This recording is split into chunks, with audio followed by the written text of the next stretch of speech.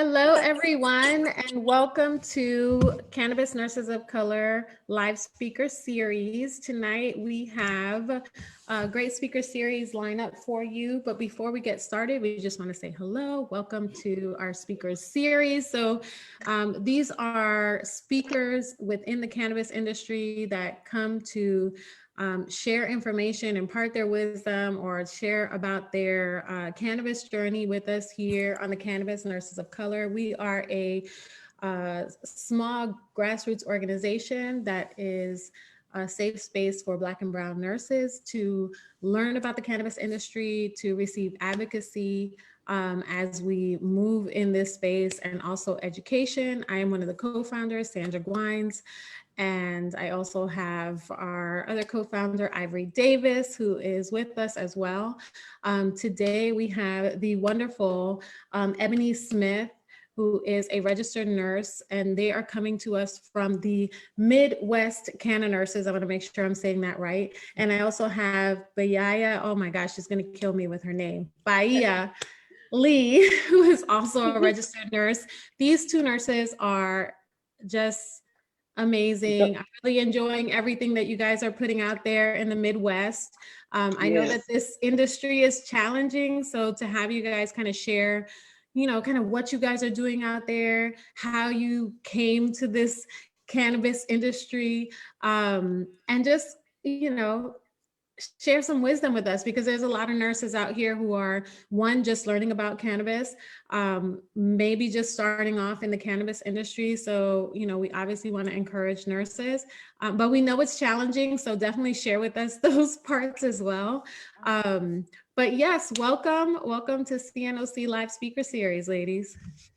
Yay. Thank you for having us. Always great to chat with you all. I've shared with you multiple times how you all are very inspirational to us and have been on our journey. So I guess to understand a little bit better about where we are now, we can take you back to where we started, which was individually at first, of course. So I'll give my side of things. In about 2016 is really when I started paying attention to cannabis, the cannabis industry. I was working in home health, private duty nursing at the time. And one of my patients, this is the first time I was introduced to cannabis professionally, I'll say, because just growing up in Black and Brown neighborhoods, we've all had cannabis literally at our doorsteps at any moment. So my first professional experience was actually on the job. I was working with a patient with a C2 injury. So he was paralyzed, all four extremities. And he was using edibles one day to help control his spasms, to help him focus. And of course, I had no idea the effects it was going to have at the time. But what went from, in an 8-hour shift, getting up multiple times an hour to check on his ventilator, make sure his trach was okay, and he wasn't pulling at his cords, that happened maybe 4 or 5 times an hour. And he took that edible and it was smooth sailing, no spasms. He was able to completely focus in on what he was doing. And I was absolutely amazed. You couple that with where I was in my life. I had just gotten into a car accident, no major injuries at all, but I was dealing with my body mechanics a little bit differently. I was in a lot of pain at the time. And that same patient's father came and said, hey, look at this balm I have. And I'm like, okay, cannabis and, a salve and pain relief, I was not familiar at all. But of course, before using it, did a lot of research, and it just led me down this really fantastic rabbit hole of the cannabis plant. So doing a lot of my own research, becoming familiar with the various parts of the plant, doing a lot of networking, attending conferences. That's really how I started things. And I thought that my place in the with the cannabis plant at the time was to become a cannabis business owner. I thought that that was the best place for me because cannabis had this taboo, this stigma. And I was like, I can go and pursue licensing. And, it was kind of one of those things where I could be hands-on, but in the shadows with the plant. And that took me to a space of just being in places, networking with folks, and realizing the lack of Black representation in the industry, period. There weren't a lot of folks that looked like me, even in the spaces of pursuing licenses. We already know that they don't own the businesses, but they weren't even in the rooms trying to get the information to, secure a license. And that was very, very disturbing to me. So I was like, okay, the advocate in us, that's a part of our nursing curriculum, be advocates for folks. That landed me into kind of the social equity space and looking at the policies that shaped who had opportunities in the industry on the business side of things. And as I was sitting in those rooms, people were kind of looking at me like, well, why are you here? As a nurse, what are you doing in these rooms, in these spaces? And it quickly became evident that, my role in being here is to educate, because we're changing laws, we're putting up businesses, and people don't know the true benefits of the plant. Even those folks who have sat with cannabis, that they're at home smoking cannabis right now. They're not fully aware of the full spectrum, not to be taboo, of the plant. It's very versatile. Most people are just smoking. They don't know all the different routes of administration. So that is what helped me find kind of my place, saying, hey, I need to educate people. I need to get this message out, and I need to do it in the spaces that we already are, the spaces that already have our attention. And without going too far, I'll leave you, or I'll hand it off to Ebony, because this is right around where our paths crossed. So I'll do my story quickly and kind of wrap it up, because we definitely, it's funny how we interceded and came cross paths with one another. However, for me, my experience, I am from Detroit. All of my family born and raised here. And I just started my journey just always having a passion for helping people. My aunt was a nurse. I grew up just seeing a village of people supporting one another. So ended up pursuing my nursing degree. I went to Grambling as a, so go Tigers. I went down there and, attending an HBCU, it truly just furthered my passion for just being in the space with Black people, supporting and uplifting Black people, and just seeing the advancement of it. So I ended up getting my bachelor's, came back, and just head first went into nursing, did a slew of things, your bedside, labor and delivery, community nursing. And when I got into community nursing, that is where I was able to see those social determinants of health and how things are interconnected, and how if you don't have anything to eat, you're more likely to not take those prescriptions that the doctor may prescribe for you. You may not even make it to the clinic. You may not see the importance of going to see a doctor or getting checkups or physicals because you're thinking of survival. So I just came into contact with a lot of young moms. I did home visiting. And I came into contact with a lot of young moms who were just dealing with everyday trials and barriers when it comes to being a minority and living in the city of Detroit. And a lot of them were self-medicating with cannabis. I had a lot of moms who would then go to deliver, test positive, and then we have CPS knocking on the door.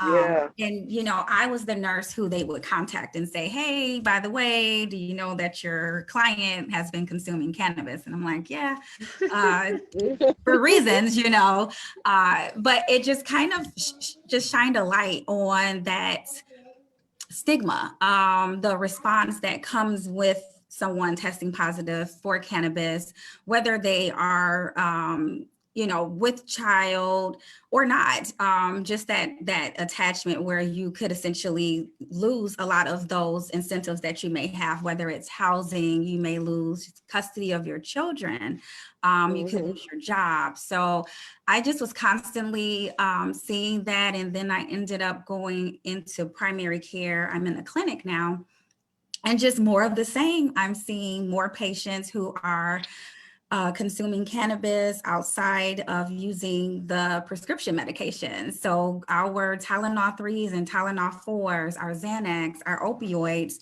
they're being prescribed. However, the patients aren't actually using them.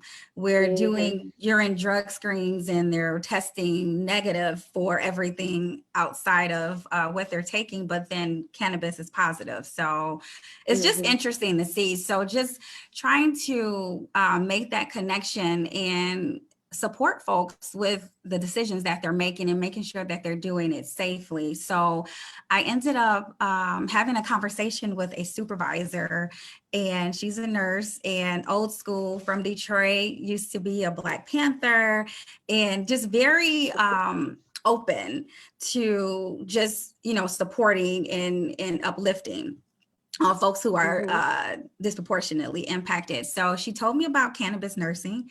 And I'm like, what is that? Never heard of it. So I just started doing some research and heard about several organizations and still could not wrap my mind around what exactly would the nurse be able to do? How could she take that skill and translate it into a career?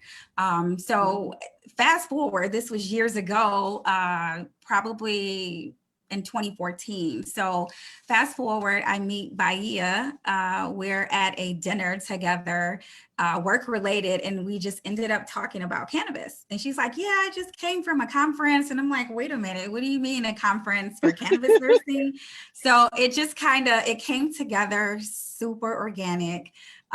We started going to different events, all things related to cannabis in the community, started making connections, just grassroots, and seeing that there was so many disconnections when it came to cannabis in the community, whether it's people consuming it, professionals not knowing how to support people consuming it. So just a lot of barriers. So we just kind of throw ourselves into it and found ourselves in some interesting situations, but it's been a great journey nevertheless. I feel like we're touching so many different things, but it's been great. I love it so much. You know, I love that it's organic. I love that just by sharing your love for this plant that you guys were able to connect. You know, that's kind of how Ivory and I connected, very organically. And now I love you.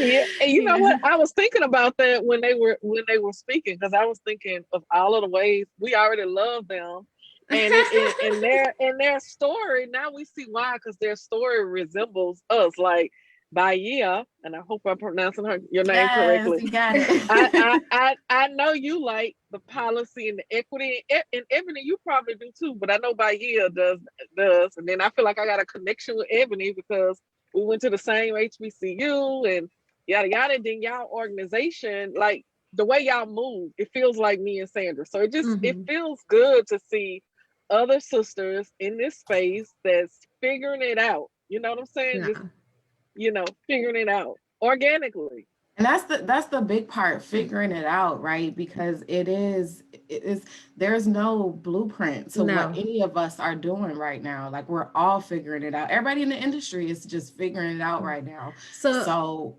Is there an area that you feel like, what do you feel that you are most spending your time on when you're working on cannabis nursing work? Like, are you doing consultations? Are you doing advocacy work? Like, what do you feel where you're pulled the most? Yeah, so most of our work is advocacy, which then turn into consultations. The more, Yeah. you know, you hammer into folks why the cannabis can be beneficial. But that's really like when Ebony said boots on the ground, we literally spend our time going to these events and connecting with folks. Just again, we'll pull out things about, you know, terpenes or the different cannabinoids and give Yeah. And they're people like, yeah. yes, mind blown. And how can we find out more information? But for myself, Ivory, you hit it right on the head about policy. I'm also in grad school right now, taking up advanced public health nursing.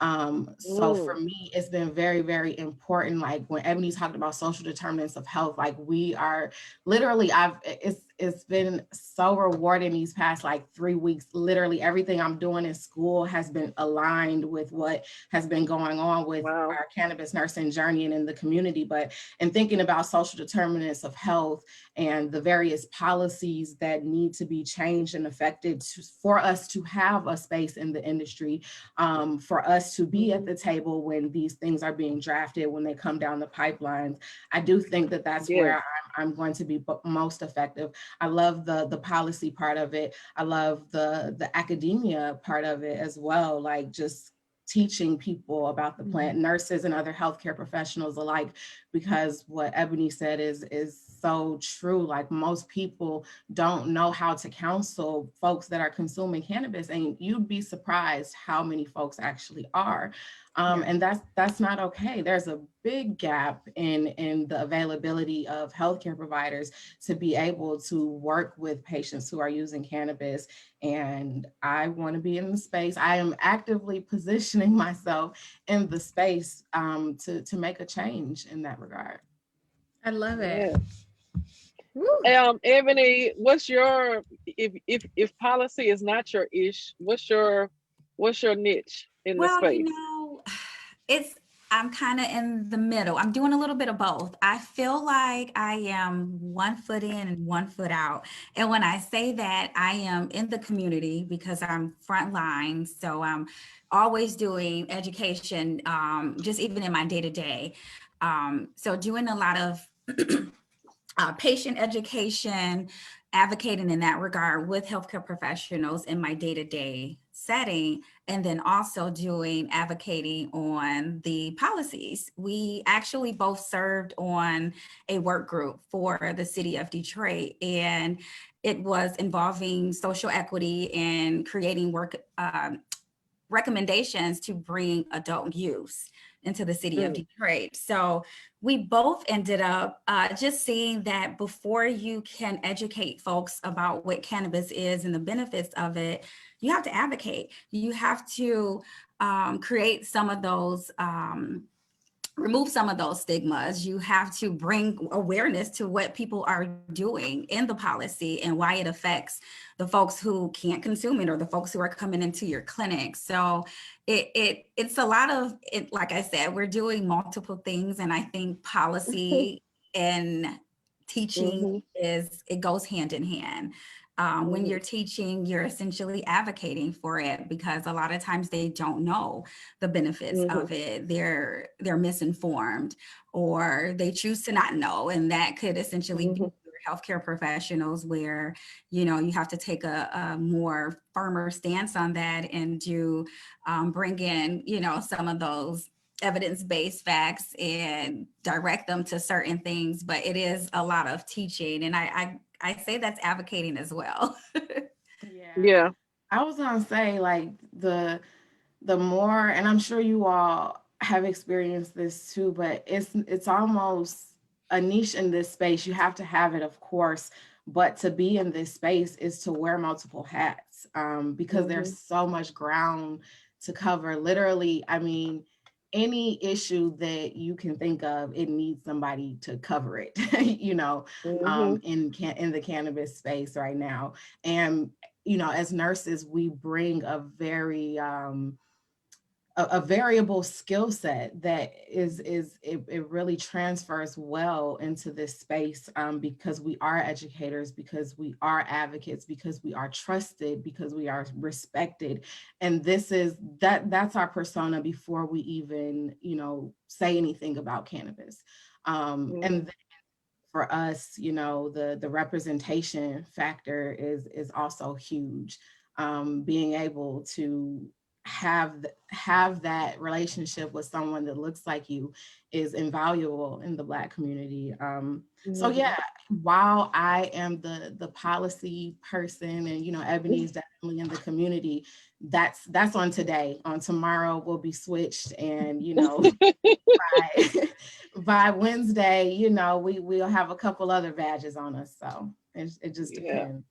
So what's the most challenging part of what you guys are doing? Because, the industry is new. Now, were you guys already in the industry when it legalized, or were you in the industry prior to that, prior to legalization? Because I know you guys have like rec now and all that, right? Right. Yeah. Okay. So we were prior to legalization when we just had medical. But to answer your question, our biggest barrier is it's so layered. Okay. So we have your folks, like I said, we know about cannabis. We've been smoking cannabis. We don't need you to tell us how to smoke this weed that we've already been smoking, is, literally what they'll say verbatim. So getting to those folks that don't understand why you need someone to coach you through this process, and why, having someone, to tell you about talk therapy or meditation or yoga or other things that'll stimulate your endocannabinoid system. Like, those are the things that you don't know. You don't know that you don't know them either. So trying to have those talks with the folks who are already using cannabis has been extremely difficult. But again, that representation and repetition is how we try and overcome that one. And then becoming one of our biggest projects is when we are able to penetrate that layer of stigma, and give people almost that permission to use cannabis. There's an affordability and accessibility barrier. We're talking to people, like we said, who are very, very sick. They have chronic conditions stacked on top of one another, and they are at this point reliant on their pharmaceuticals, their prescription medications. So to talk to them and say, hey, we have this plant that could benefit you, they're open, especially after we lay some education on them and break open and build that trust.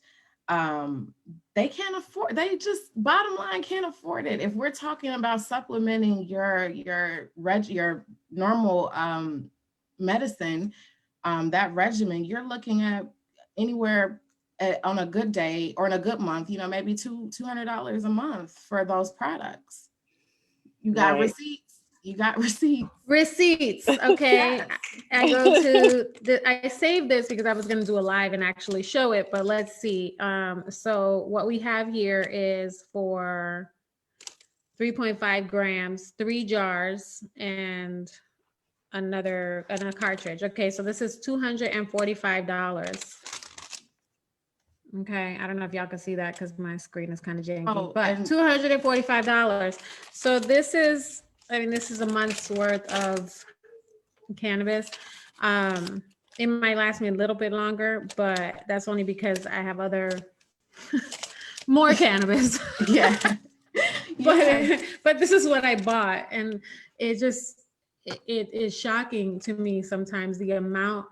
I tell people, I'm like, my healing is a privilege because I use this. I go to acupuncture, I get massages, everything I pay for out of pocket. My insurance doesn't pay for any of that stuff. I don't have those fancy ones where it's like, some of them they pay for you to get these alternative, therapies, but I don't get any of that. So I'm paying everything out of pocket. And my husband, is very supportive. Like, he's always like, I'd rather you do that than what the other options are. You know what I mean? And so that is something that we do have to consider when we're talking to, when we're talking to anyone really, because we don't know what people's situations are like. And now, especially with COVID and people being, laid off or whatever, all the different things that are affecting people, whether they are employed or, self-employed, I'm finding a lot of people that are just like, I can't commit to this therapy, this type of therapy or this type of medicine because it's cost prohibitive, so that I know that's a challenge. When she mentioned those aid, the access and affordability, one of these days I keep saying I'm gonna write an article, because I also add in availability as well. Like for in my state, we don't have flour, but really, and then Sandra, I always talk, she always correlates COVID, because at one point she was consulting with a lot of COVID patients that were looking for relief, and she was able to help them with CBD. And really, when you think about access, affordability, and availability, those three things are intertangled with, when you think about COVID, the same three are the same three that's intertangled with the cannabis space. And so that's something where when I get time, that's on my things to do list, and where I really want to dig into that. Because when you talk about access, like say we all know the fiasco going on with the vaccines and all of that, and access to that. Well, it's also access issue with, even if your state is legalized, that don't mean you have access to it. That don't mean you can afford it. That doesn't mean your state allows more than, just gummies, So all of that is intertangled, and the common thread in all of that is the same population, communities of color, is the ones that's highly impacted by both, correlations.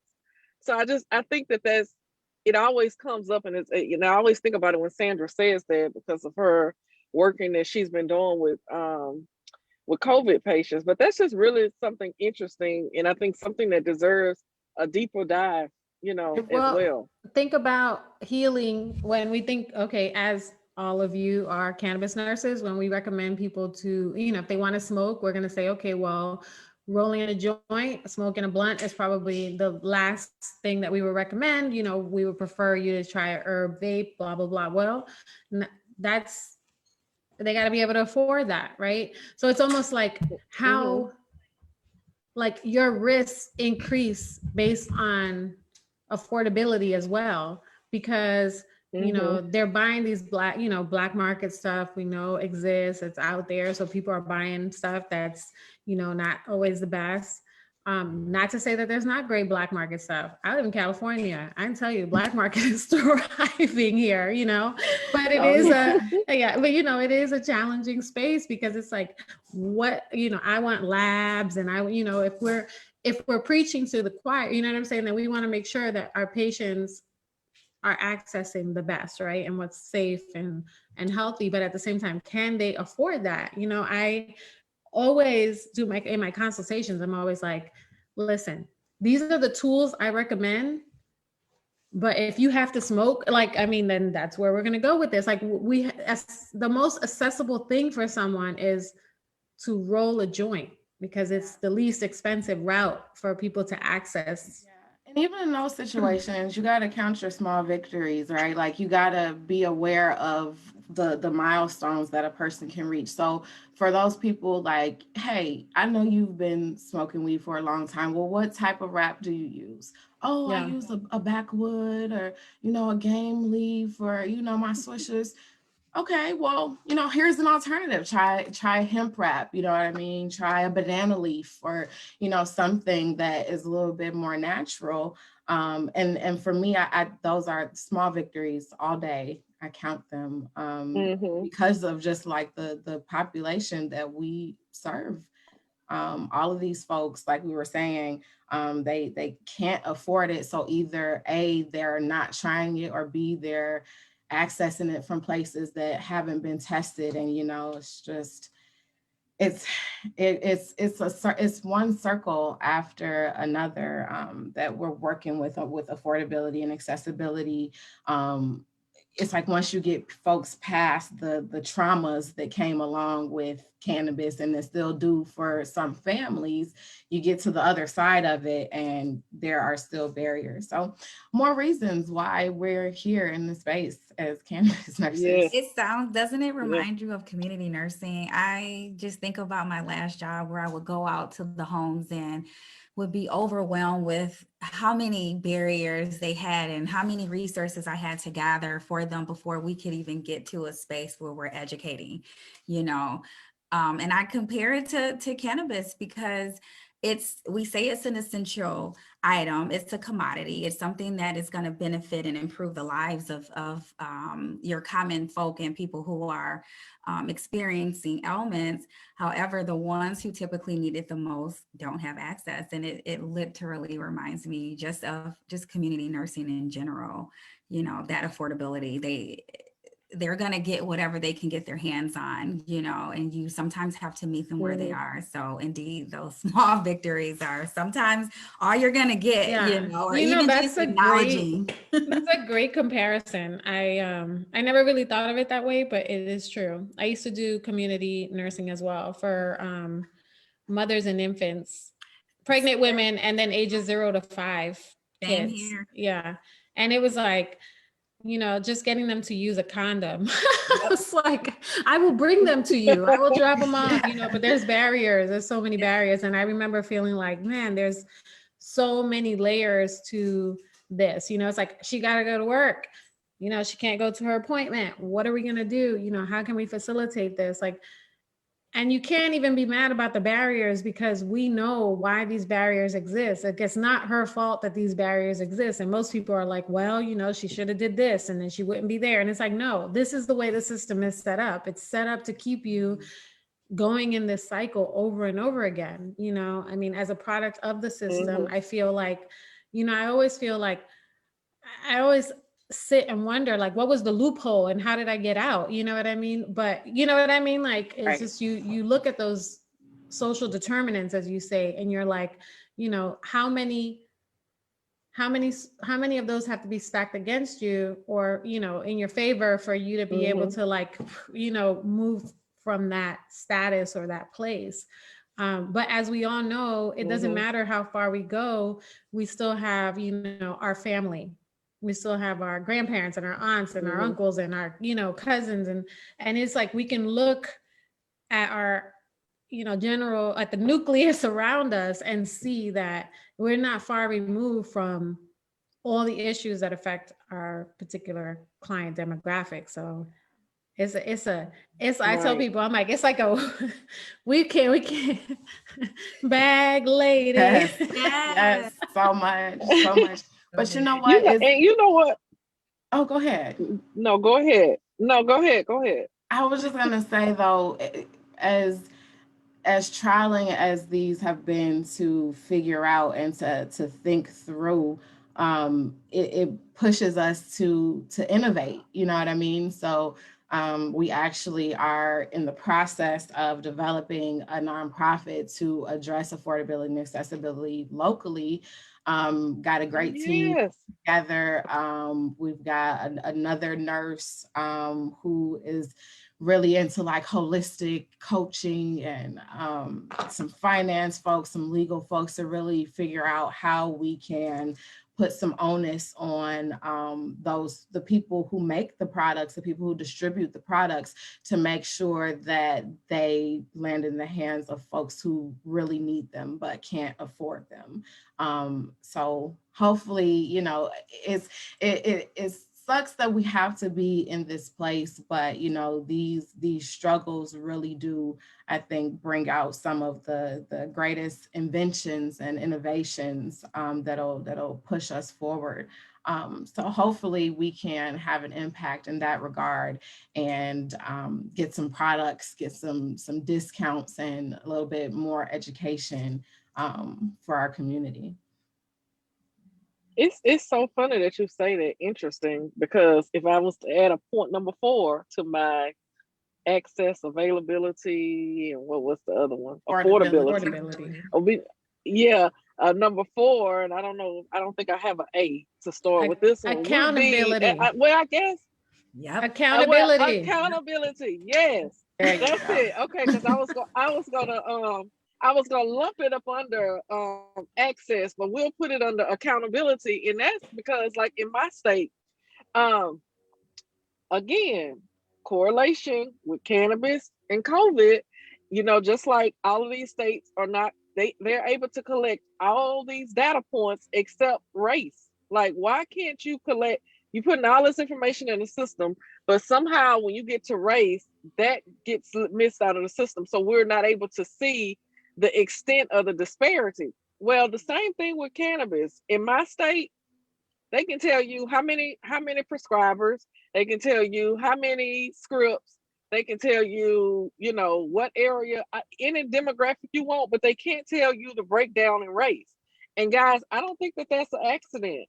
It's not an accident, and that's a data point that I'm going to be pushing for, because I already know the answer. Because not too long ago, I did a video where I sat outside of a dispensary slash pharmacy for about 30 minutes, and it wasn't too many people that looked like me was going in and out of the dispensary. And the question is why?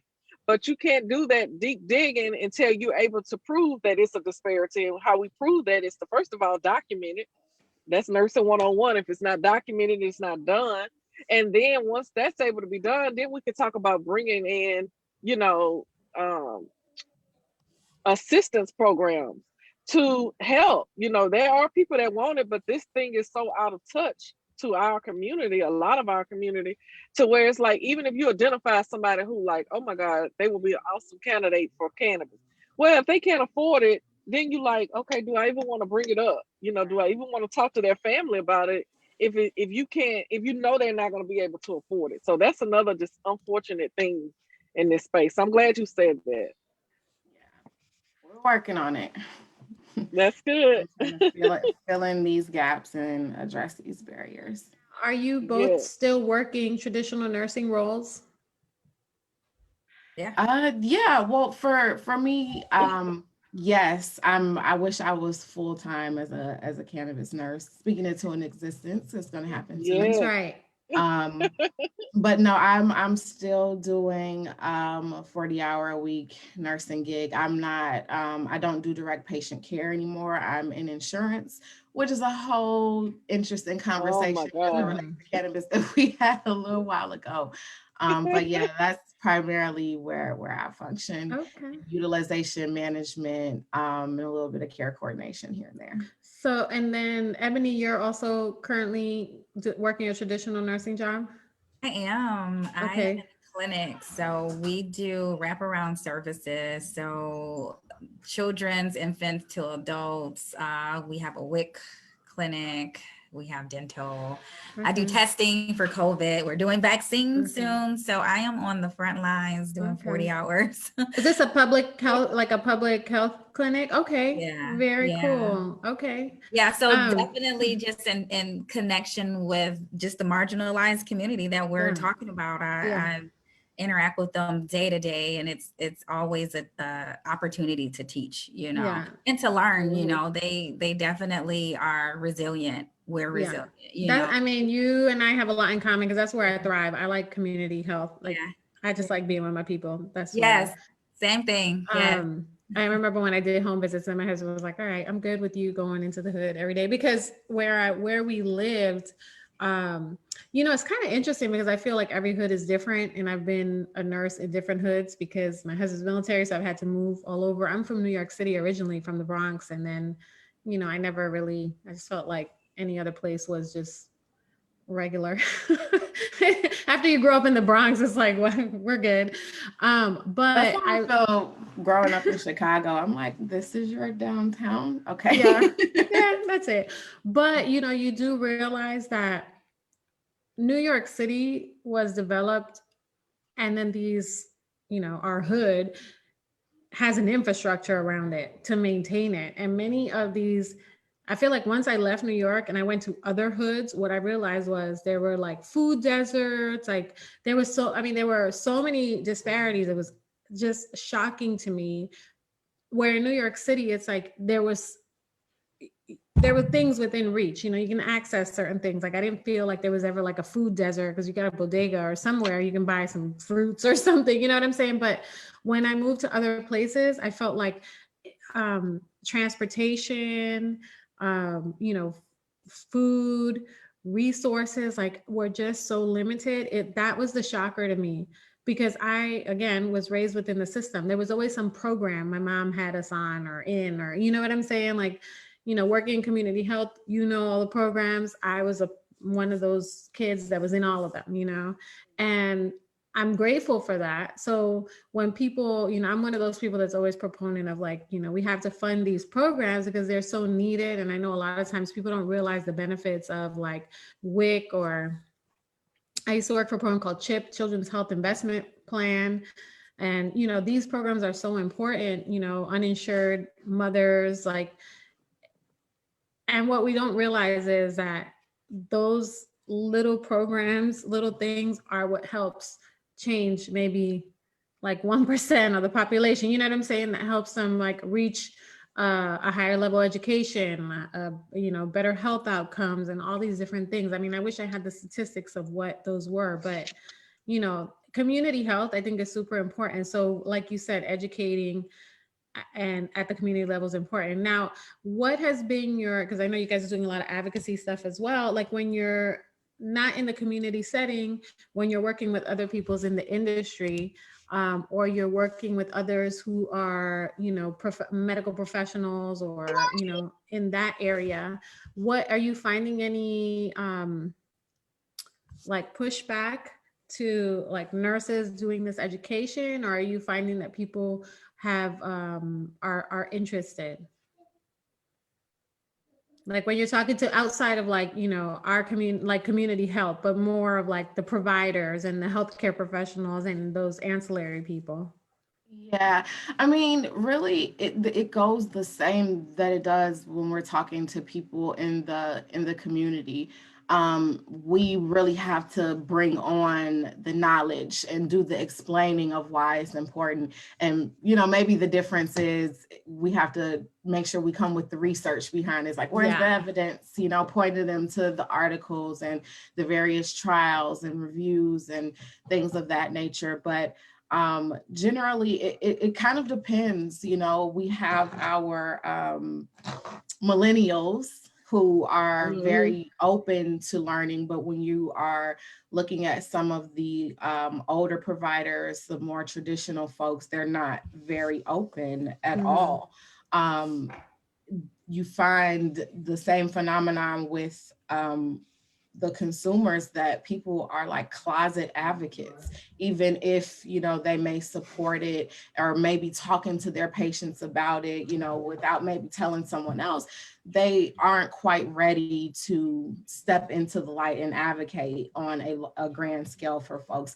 And, you know, that's okay. Again, counting those small victories, just knowing that some folks are open to learning is enough. Because, you know, speaking of that cannabis closet, like, you know, part of the reason why I was like, oh, let me go get a business license is because I did not feel comfortable at the time advocating for something that is still federally illegal. And I think that's the problem. Yeah. Most of us professionals, we're tied to our licenses. We're tied to these institutions that pay us. So, you know, those are the things that we think about before we think about advocating or educating or anything like that. It's like, whatever my thoughts are, I'm going to just keep them to myself until the powers that be says it's okay to talk about it. You know, and every once in a while you'll find that person that really has that fire in them that says, you know what, you're right, and I'm going to go learn and I'm going to do my due diligence and talk to folks. But the reality of the matter is what I always tell people.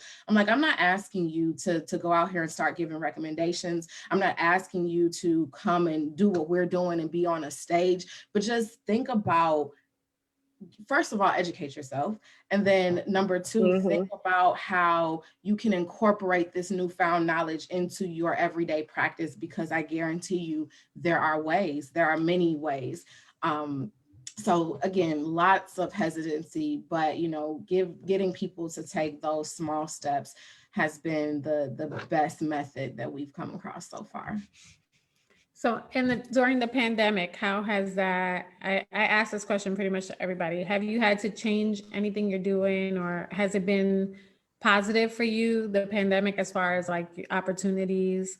Like how has it affected the Midwest Canna Nurses and you guys as cannabis nurses? Well, it definitely stopped a lot of our plans in terms of doing in-person education, but in the weirdest way, because of all of the stress and anxiety that has come along with this pandemic. People are actively seeking out alternative methods and searching for holistic ways to just be balanced in general, because the normal things that we use to cope or distract are no longer accessible to us. So it's almost made it an easier conversation to have, especially you couple that with cannabis being deemed as essential. It's really created it's laid out the path for us to even be able to talk to folks about it. And then of course, everything that happened legislatively just added to that boom. But I think we've been seeing an increased openness and willingness to learn about cannabis in general. So just want to let you guys know, because I know when you're in here, you don't know what's happening out there. So on Facebook, we have about 22 viewers right now. So I'm just going to take a minute to say hello to everyone who's out there. Shawana, Carla, Nafisa, Kelly, McNear. She's like, hi, y'all. So happy to have caught you live. Gwendolyn Cumby Murphy, Danielle Welch, Christine Muralton. There's a bunch of people out here. Very cool. Debbie Janice, Millennia, Sherry Tuckes. Hello, awesome cannabis nurses. Kelly McNear says, I saw Ebony's article yesterday on administration of medicine and just happened to be working on this exact topic. We'll connect soon. Christine Walton, I'm from Detroit, also working in women's health. Would love to connect with you. So make sure you guys go back and look at the comments.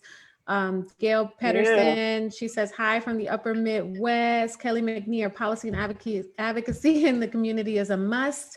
Social, economic, and healthcare issues such as big pharma are just a speck on the glass of the ongoing systemic failures within the myriad of aspects this topic encompasses. Multiple public, private, and governmental issues are top of mind as the community keeps to evolve. Tiffany Nichols, Ghana Mitchell, Ashley. Hey, Ashley. Karen Whitaker. All right. So make sure you guys go back and look just so that you can answer some of the people who are so excited to hear from you ladies. So we obviously have a ton of nurses in the Cannabis Nurses of Color who are still trying to like get their feet wet in this industry. Like they're literally like, you know, just opening the book. And we know that book is not a one pager. It's vast and deep and it continues to evolve. But what can you, what words of encouragement can you share for nurses who are starting out on this field?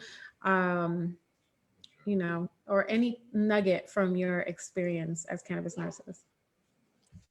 I would say go with what you're passionate about. Kind of just like what you do in nursing, you have a specialty, right? Nursing is so multifaceted. Definitely start with what you're passionate in. You can do a lot of self-reading, join different local groups. It's helpful if you want to connect with people on a local level. I think seeing what's going on in your neighborhood, it definitely opens up a lot of opportunity for you to just meet other folks, to see what they're doing and to learn other aspects of cannabis and what's going on. I think just immersing yourself in cannabis and networking, you're gonna learn and find things that interest you. And it sometimes it's a variety of things, but definitely do your research and be open-minded and be willing to just get out there. And I think if you say that you're supporting it and you put yourself out there as a cannabis supporter, typically people will come to you. And it's interesting how that works. So just kind of put yourself out there and be ready to learn. And I guess to kind of go along with that, you know, the hardest part of, first of all, it's a long journey, disclaimer. But the hardest part is really just jumping out there, just starting, just getting over your own fear, your own nerves of being attached to something that has a negative stigma. Once you do the research, you'll see the truth behind it. And I just think that you have to find a way to be somewhat comfortable with the unknown. I think that you have to be very comfortable in knowing that this literally is a journey. You don't know everything on day one. You won't know everything on, you know, day 301. It's an evolving process. It doesn't stop. You definitely have to be committed to being a lifelong learner. And you know, one thing, this is gonna sound really cliche, but it comes up for me a lot, and I have no idea what corny thing we were watching that I found this, but it was like, you know, you can't teach what you don't know, and you can't lead where you don't go. So that being said, I think it's just important to realize that this is a journey.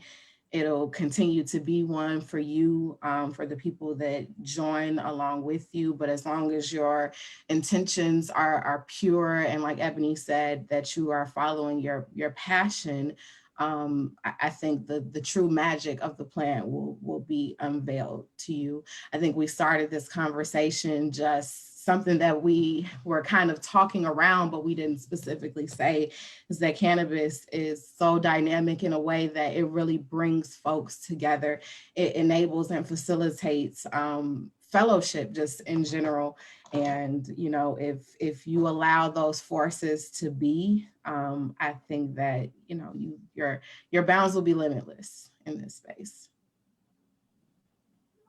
I agree with that. And I was going to add too, you mentioned earlier about people, you know, basically closet. And I agree with what you were saying. And I think that we're seeing the industry evolve. It just sometimes don't feel like it because we want it done like, but as you've been saying, yes, we got to take those small wins and those small gains, because we are seeing some progress. So it's slow, but it's there. And I do think, I think that we'll get more. I think there's more interest from nurses, but like you said, it's the professional piece. You got to make, you know, every nurse know you got to protect those nursing license.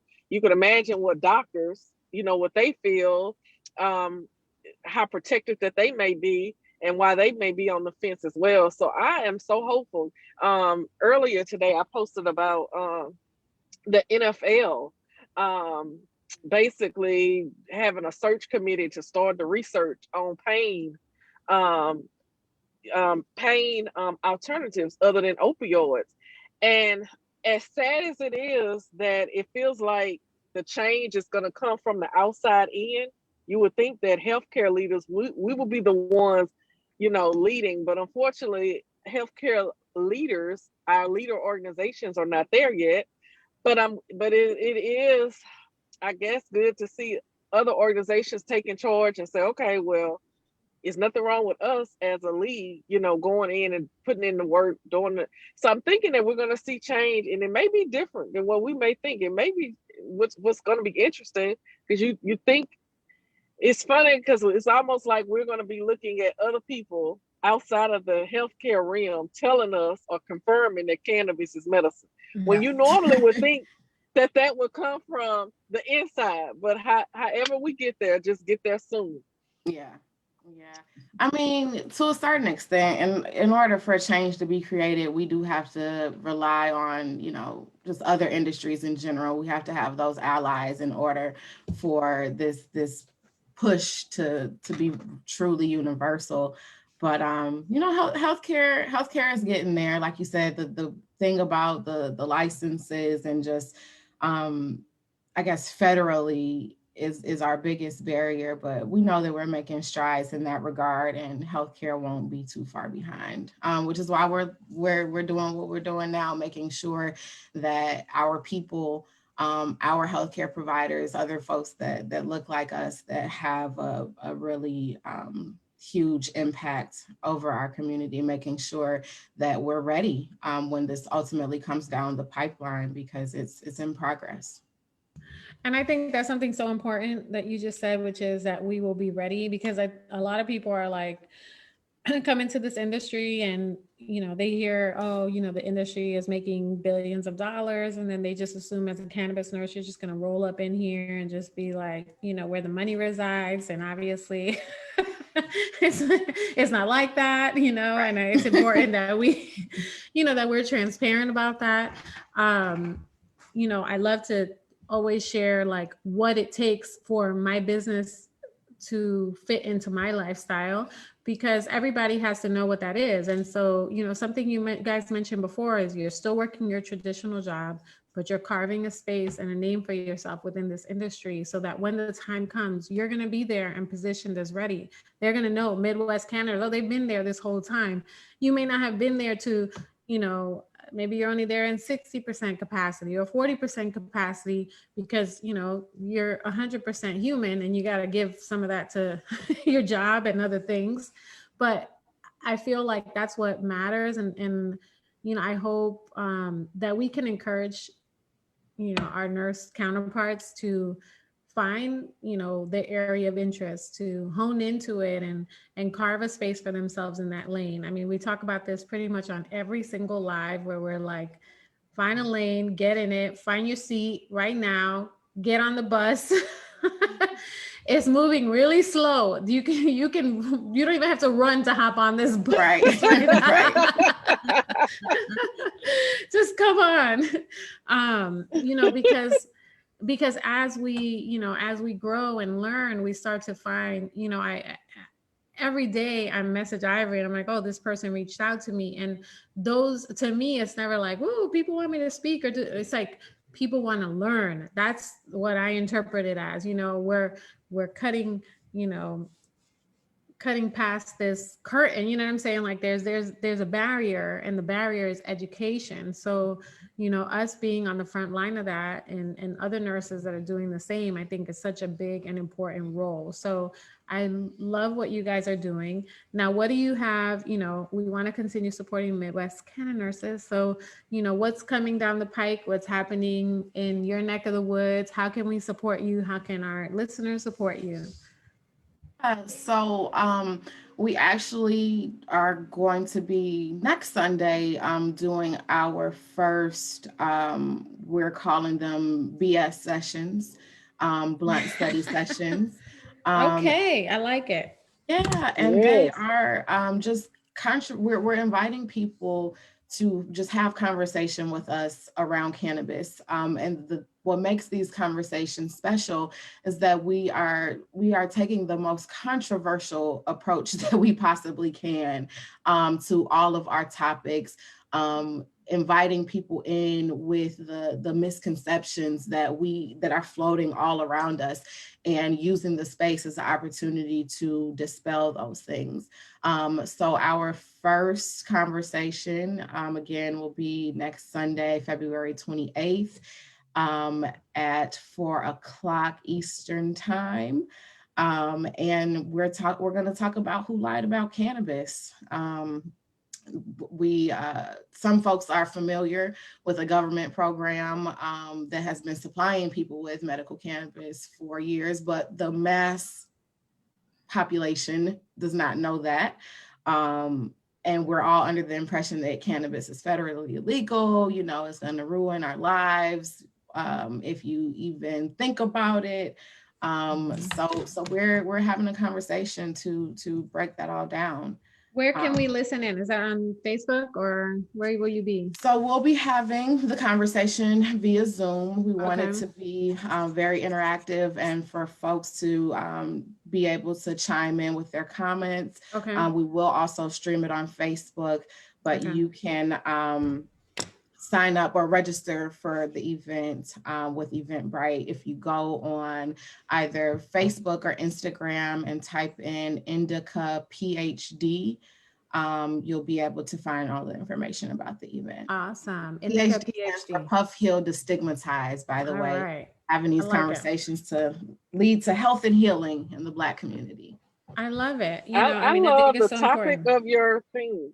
I love the topic, BS sessions, as well as who lied about cannabis. That's going to be interesting. I can't wait to hear about that. Yeah, the hope was to bring you in. Like, wait a minute now, who did lie about cannabis? I want to know.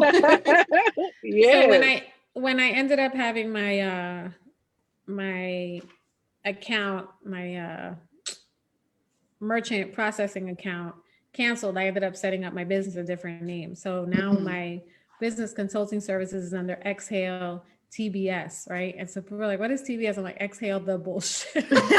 Yeah. Because that's what it felt like, just having to go through all these hoops to be able to set up my business in a different way to do the same thing. It's like, come on now, like really? But, I'm so grateful to be in this space. I'm so grateful for you ladies today. And, I just want to say, I don't want to sound corny, but I'm so proud of you guys because I've seen you guys working. Yes. I've seen the work you put in work, and I love it. And that's what we're here for. That's what CNOC is here for. We just want to, support, encourage, and share, these resources so that, other people can hear your story. Other nurses can see what's possible, and the reality of it. Because I think, social media gives an illusion that we're all, if I turned my desk catty corner so that you guys wouldn't see that my child is running around over here in the background, there's like, there's real life is happening here. I was in a car, like, hey, we just want to let you know. Listen, when we came up with this date and time, we was like, okay, yeah, everything is quiet on Sunday, 5 o'clock. That's fine. It's never quiet for Ivory. And as you can see, if you've been watching every week, I'm either outside in a field patch, I'm either in a vehicle, I'm either in a hotel. I'm telling you, it's crazy, but I'm here. I show up. So there you go. That's good. No, we really are grateful for you guys. And, one of the things that I think is important for people to know is that there's so many avenues in this cannabis space. If you, obviously Ebony and Biyyiah, they're doing different things. They're incorporating so many different services in areas within their business model. But some people don't do that. Some people are just do consultations. Some people just do education. I'm getting more into education now, as far as like, I'm a community person. I like to be hands-on with people. That's what I love. You know what I mean? But now I'm like stepping out to like healthcare professionals and stuff like that and getting more my lab jacket opportunities, like we said the other day. But, you do realize that it's interesting because when you put your lab jacket on, it changes. Your super suit. Yeah, super suit. It changes everything. And it also makes you feel like, I want you to understand that I'm coming to you as a professional, and that while this is something that you haven't seen or viewed in your professional experience or education, that you still respect me as a professional when I'm in this space. You know what I'm saying? So there's a lot of education and spaces that you step into once you put that lab jacket on that really do challenge, your own personal stigma. You know what I mean? Like what you believe to be true. And then what you've known, because prior to, I don't know for you ladies, but prior to this role in my life and me actually being a cannabis patient, I was not walking around going, everybody smoke weed, come on. Like, I was raised with the stigma, I was raised with, cannabis and crack were equal or, the same. But I grew up with crack vials, like walking to school, needles, everything. Like I grew up in the crack epidemic, I saw it firsthand, even in my home, like these are things that they never go away. And, it's very important when people ask why CNOC exists. It's like, because we're going into these spaces, with not only the idea that cannabis is amazing, but also knowing everything that has been, you know, part of our history up to this point, and that we're going into this space already as a Black person that's a proponent of cannabis. It's like, oh yeah, of course you are. You know what I mean? Like, you know, I have people that assume, oh, you were raised in the Bronx in the hood, blah, blah, oh, you smoke weed every day. I'm like, actually, no. Like, I was afraid of my mom. I was very, you know, I was a rule follower, and that wasn't my lifestyle. However, I knew the stigma, because if you smelled it, there was something to be said about that. If you saw it, there was something, you know, we grew up with that. So, you know, I just want to say that when I talk to ladies like you know, when I talk to other cannabis nurses, like, know that I get the added burden and the baggage that comes with it. And that is such an amazing thing that you can go in there and have these conversations, because they're super important. So For sure. thank you for everything you do. Ivory, I'm gonna let you close it out before we go, but I want to make sure that people know where they can get in touch with you guys. I know that's Midwest Canna Nurses, but give us your social media handles and all that good stuff. Yeah, so on both Facebook and Instagram, you can find us as Midwest Canna Nurses. Midwest, your traditional spelling, and then Canna Nurses, as you see up here. If you have any questions and want to reach out more directly, we can be reached via email at support at mcn.health. Yeah, and please reach out. We definitely love sharing just intimacies about what we've been doing and how we do it.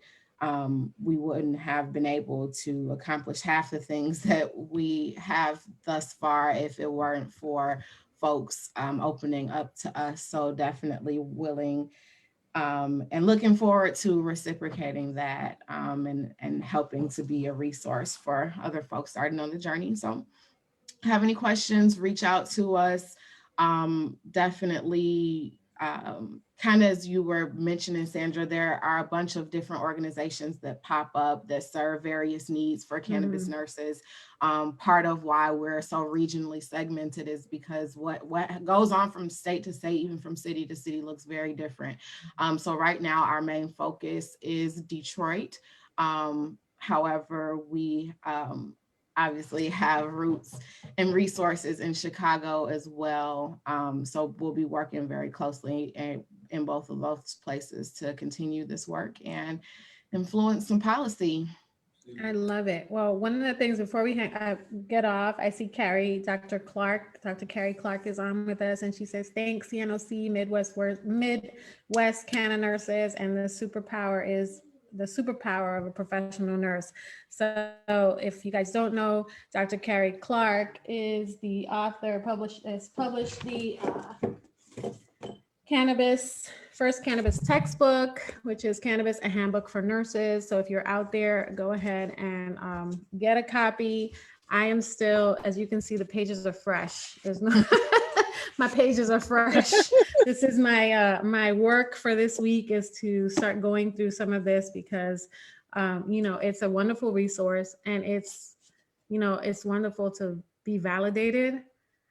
And to be able to have something that we can walk into a space with and say, you know, this is what we are. Because normally I walk around like a crazy person flashing this.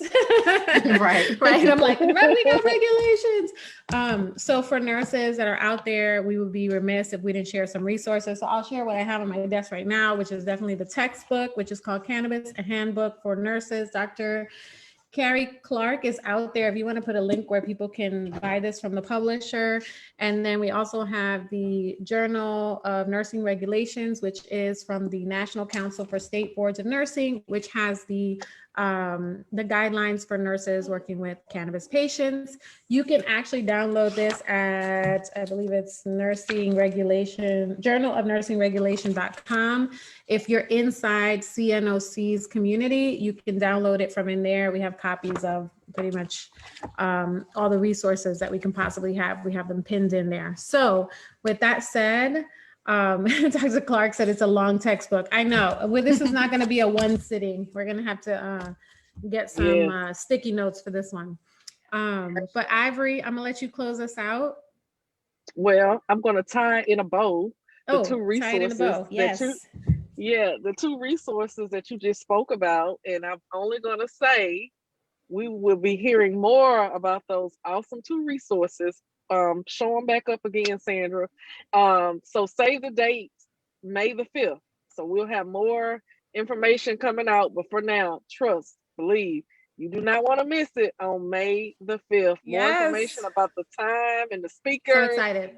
But we game just changing. Let's just say game changer. But yes, we have some amazing things coming down the pike and some wonderful resources we're going to be bringing to you all. So, woo! You got me excited. I had it in there, but just you talking about it just brought it back. I'm like, yes. But we appreciate y'all. Wait, Ebony, did you have any dates or anything you wanted to share before we leave out? No, I think Biyyiah covered pretty much what we have going on coming up. Yeah. Okay. Good deal. Awesome. Sandra, did you have any dates? What do I have coming up? My website is launching hopefully this coming week. It's been a long, slow process, but I'm really excited. And then I'm actually starting my own community called Exhale to Thrive. So that community is going to be focused on activities to boost our endocannabinoid system, because I'm definitely like a hands-on person. So we'll have yoga, meditation, some wonderful opportunities for more education inside of there and some more hands-on experiences and DIY classes. And hopefully I can bring more nurses into the fold there, because I clearly don't want to do this all by myself. I'm a fan of collaboration, so I want to make sure that that's happening. But Exhale to Thrive hopefully will be launching within a week or two. We were supposed to be out Valentine's Day. Clearly it's not, but that's okay, because I feel like it's going to come when it's ready, right? Yep. We're going to birth it real soon. But outside of that, the exciting things that we have coming up, we have, our speaker series is every other week. So we'll be sharing our next speaker, which I don't have it on the front of my, who's our next speaker, Ivory? I can't remember who was on the agenda, and I'm like, all right, I'll post it in the comments who our next speaker is. And then also, if you are not in the Cannabis Nurses of Color group, you can find us by going to Canna Nurses CNOC, or you can just type #CNOC and our group will come up. You can join the group. There's a directory in there. Make sure you fill out the directory so we know what your business is, what you're doing, who you are, and what's going on. If you have not done the directory yet, or you have not shared your email address with us, please do so, because we are starting our newsletter that we'll be mailing out. So that'll be another way, because I know social media is kind of hit or miss these days with cannabis content. So we want to make sure that we're still able to reach you guys. I think that is about it. Oh, everyone that comments inside the CNOC group, we have that watch the video and comments on this video, we do have a few little giveaways inside the group. So make sure that you guys are commenting, and then I'll go in tomorrow or Tuesday. Maybe I'll give a few days. I'll put a note in to say what day. And we have we got a book from one of our CNOC, Ashley Wynn Grimes. She gave us one of her children's books. Yes. So we're going to be giving away one of those books. And I think I have a t-shirt also. So we have a few things that we're going to be giving away. So make sure that you guys are commenting on the video within the CNOC community, and we will go ahead and pick a winner when we do our next live in the community. All right, guys, this was awesome. Yes. Thank you, ladies. Yes, Midwest Canna Nurses. Thanks again for having us. Yes, love you guys. Absolutely. Thank you so much for joining us. And thank you everyone out there on the interwebs that is listening in. Feel free to comment on this post. We will come back and answer any questions. And we'll also have the lovely ladies comment as well. Thank you, nurses. Thank you, everyone. Have a great evening. Good night. Good night.